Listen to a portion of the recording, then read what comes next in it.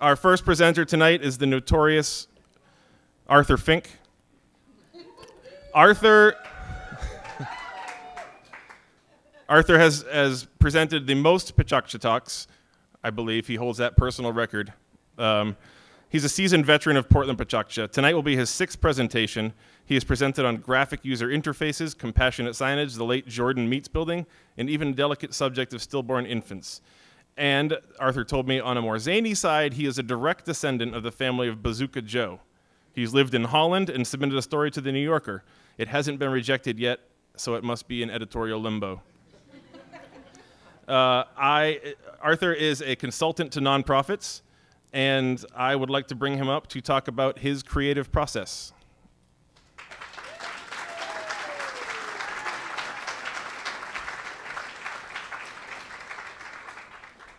Thank you. It's nice to be back.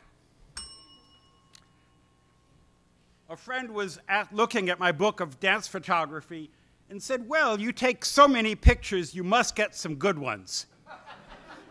Well, it's more than statistics. It takes some vision, it takes some process, and it takes some passion. And that's what I want to talk about, the creative process. Here I am in Holland looking at a mannequin. The mannequin doesn't move or dance, so that's a little bit easier. But I'm dancing. I'm moving around, looking at it, trying to see how I'm going to interpret it, how I'm feeling about it, what I'm going to say with it. And I think if you want to learn about a photographer's creative process, don't just look at their best pictures, look at those sequences.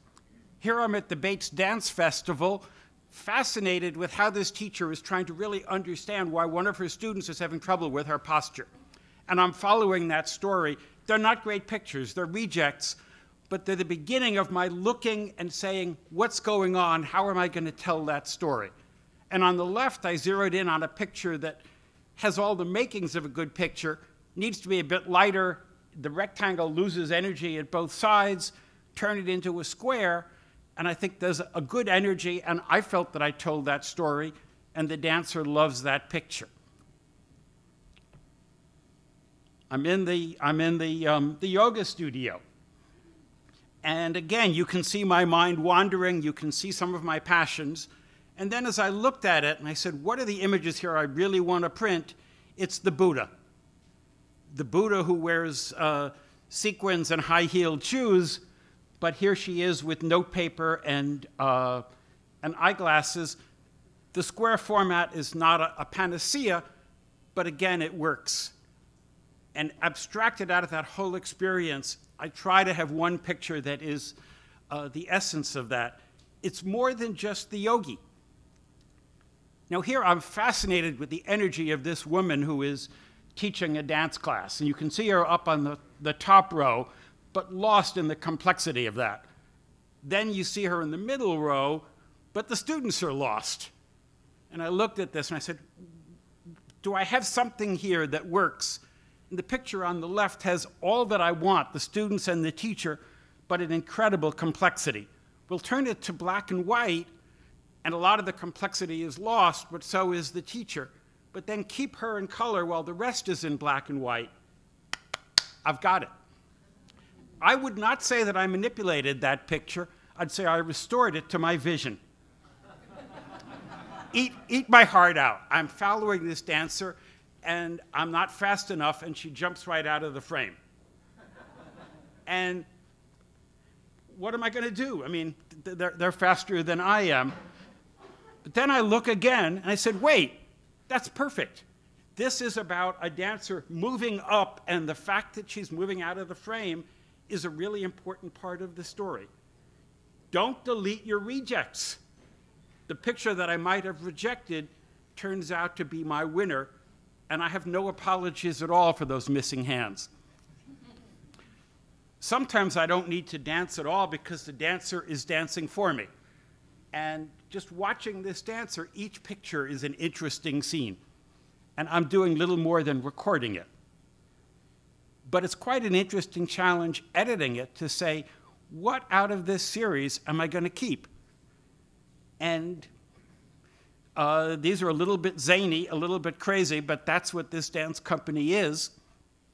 And those are the two out of that I decided to keep for myself. what pictures the dancers are going to want to tell the story of their company, that might be different. And again, I came upon this dancer just playing, getting ready for class, and lots of pictures that illustrate the virtuosity of how she can work with her body, but which are both expressive of how I felt about it and show her some of her beauty and some of her artistry. This is the one that I ended up, it looks very different when it's out of the context of all the rest. But I did almost nothing to it except brighten it up a little bit.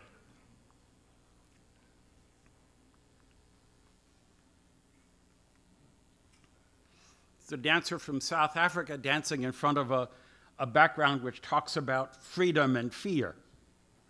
There's an incredible athleticism, an incredible power, an incredible energy from the background. And again, I'm playing. They're dancing and I'm dancing. Then I call this sometimes rephotographing. I'll look at this picture, look at that whole set of images, and find a picture that has more in it than I must admit I saw at the time that I took it. That incredible background, the power of his body, the linearity with which he holds himself up. And here I'm playing with what happens when I use a slow shutter speed to tell the story of movement. But they're complicated images. There's a lot of stuff in them. Look at the third one on the top row. Even that, which I think is the most exciting, is just clouded. But take away some of what's there, lighten it up, and it's one of my favorite images. Some people have the strange idea that you should never crop or modify an image. I say phooey. You've got an artistic license, you can do anything that you want to do, and you should. And I'm not interested in the crowds on the left, but where I was standing and where this was happening, they were part of the picture. They weren't part of the picture that I saw, and again, I don't want to manipulate this image. I want to restore it to what caught my eye. What caught my eye was the almost pastel drawing of her body as part of it moved and her leg was still. That hole in the upper right. The whole linearity of that scene, which leaves out a bunch of other stuff. Well, I guess we're close to the end, and I need to end with just one piece of advice. Look before you photograph. Thank you.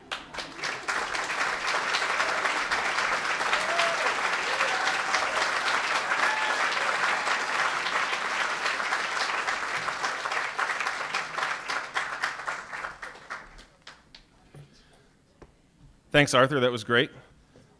It's really nice to get a look inside of the process. It's nice to see what happens before we see the final product.